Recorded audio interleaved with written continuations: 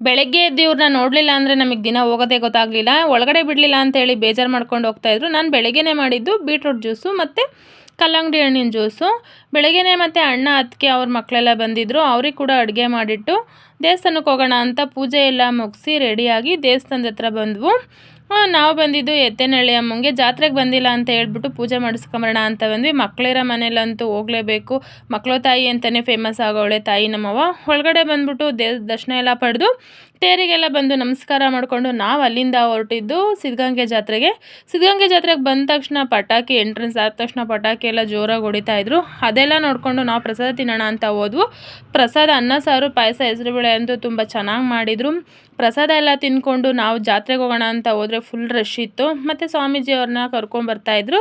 ಅಲ್ಲೇ ಸ್ವಲ್ಪ ಹೊತ್ತು ನಿಂತ್ಕೊಂಡು ನೋಡಿಕೊಂಡು ನಾವು ಗಂಗಾಧರೇಶ್ವರಂಗೆ ಅಲ್ಲೇ ದೂರದಿಂದ ನಮಸ್ಕಾರ ಮಾಡಿಕೊಂಡು ಮುಂದೆ ಬರೋಣ ಅಂತ ಬಂದು ನನ್ನ ಮಗ ಸ್ವಲ್ಪ ಹೊತ್ತು ಇನ್ನೂ ಇರೋಣ ಅಂತ ಹೇಳಿ ಅಂದ.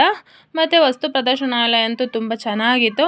ಅಲ್ಲೆಲ್ಲ ಹೋಗಿ ನೋಡಿಕೊಂಡು ನಾವು ಮತ್ತು ಮನೆಗೆ ಬೇಕಾಗಿರೋಂಥ ಐಟಮ್ಗಳೆಲ್ಲ ತೊಗೊಂಡು ನನ್ನ ಮಗಂಗೆ ಏನು ಬೇಕೋ ಅದೆಲ್ಲ ಕೊಡಿಸ್ಕೊಂಡು ಮನೆ ಕಡೆ ಹೊರಟ್ವು.